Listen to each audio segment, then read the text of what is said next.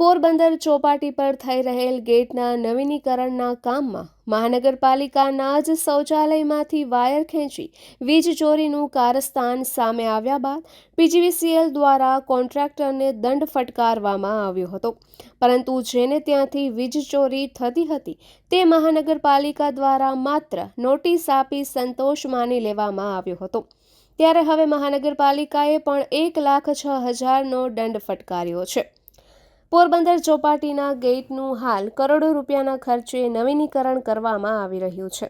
ગેટની બાજુમાં આવેલા પાર્કિંગમાં મહાનગરપાલિકા દ્વારા સંચાલિત જાહેર શૌચાલય છે।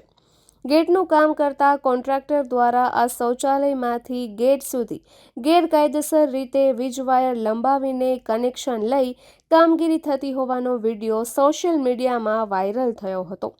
3 માસ પૂર્વે ગેટના નવીનીકરણનું કામ શરૂ થયું હતું, ત્યારથી જ આ રીતે વીજ ચોરી કરીને કામ ચલાવવામાં આવી રહ્યું હોવાનું શૌચાલયના કર્મચારીઓએ જણાવ્યું હતું। વિડીયો વાયરલ થયા બાદ મહાનગરપાલિકા તંત્ર કુંભકર્ણની નિંદ્રામાંથી જાગ્યું હતું અને આ ગેરકાયદેસર વાયરો દૂર કરાવ્યા હતા। ત્યારબાદ પીજીવીસીએલની ટીમે સર્વે કરી કોન્ટ્રાક્ટરને માત્ર 15,500 રૂપિયા જેવો નજીવો દંડ ફટકારી કામગીરી બજાવી લીધાનો સંતોષ માની લીધો હતો, પરંતુ આ ગંભીર બેદરકારી અને ગેરરીતિ મામલે મનપાના સિટી ઇજનેર દ્વારા એજન્સી બિલનાથ કન્સ્ટ્રક્શનને માત્ર નોટિસ ફટકારી સંતોષ માની લીધો હતો, જેના પગલે અનેક ચર્ચાઓ જાગી હતી।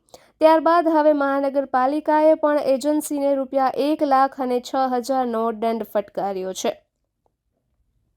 નિપુલ પોપટ, પોરબંદર ટાઈમ્સ।